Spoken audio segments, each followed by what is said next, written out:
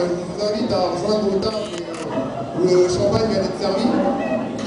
Donc en fait, déjà je tiens à remercier tous ceux qui sont revenus comme l'année dernière. On est toujours heureux de voir que les gens viennent avec plaisir de nous rejoindre à notre soirée.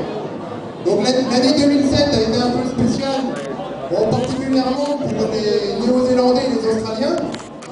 C'est vrai qu'ils ont quand même dû faire face à une sécheresse, ce qui fait que au niveau du cours des céréales et au niveau de la production laitière, ça s'est ressenti. Donc on était bien contents qu'il fasse chaud en Australie. Voilà, donc ils sont rentrés un peu plus tôt chez eux pour aller faire la danse de la pluie. C'est pour ça qu'il n'y a plus beaucoup d'Australiens et de Néo-Zélandais en France. Donc voilà, du coup au niveau des céréaliers et puis bientôt des laitiers, ça va aller un peu mieux. Alors le souci qu'il y a, c'est au niveau de la viande. Parce que le problème de la production de viande, c'est qu'on est en concurrence avec l'Amérique latine. Donc là, au niveau syndical, on a essayé de faire des manifestations pour expliquer que la viande française est nettement meilleure que la viande d'Argentine, par exemple.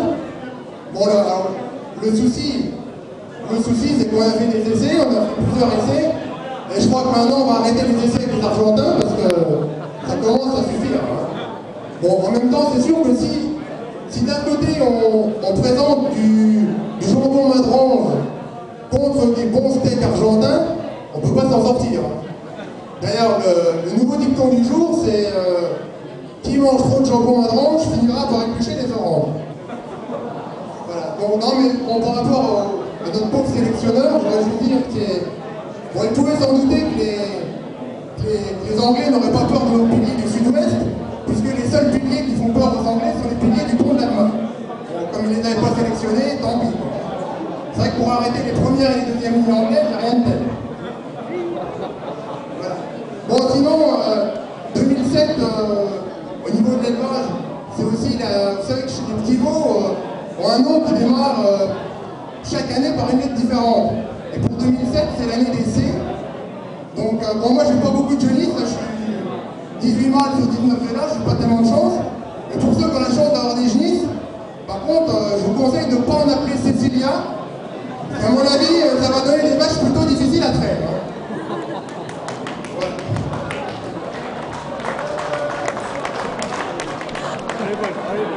Je vais essayer de ne pas être trop long quand même.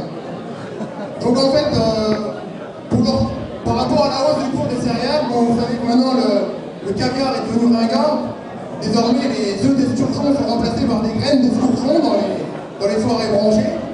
Et les céréales payent tellement que maintenant il y a de plus en plus d'éleveurs qui arrêtent carrément l'élevage. Donc, pas plus tard qu'aujourd'hui, je viens d'apprendre que le meilleur troupeau caprin de Moselle, pourtant une magnifique ferme qui était aux normes, vient de décider d'arrêter l'élevage. Donc en plus, vous connaissez tous cette ferme, c'est des magnifiques bâtiments qui sont situés à Longeville-les-Metz entre le canal et l'autoroute. Puisque notre collègue Carlo Molinari vient de décider de réformer son troupeau de chèvres et de se mettre aux céréales. Donc a priori, au stade Saint-Symphorien, il devrait y avoir du blé ou du maïs, ça encore pas.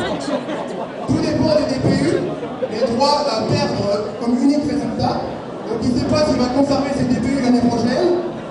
Ce qui est sûr, c'est que j'en profite pour, comme on a la chance d'avoir beaucoup de membres du conseil du CDJA, je dirais qu'il pourra faire un concours de labour l'année prochaine et le cadre sera idéal.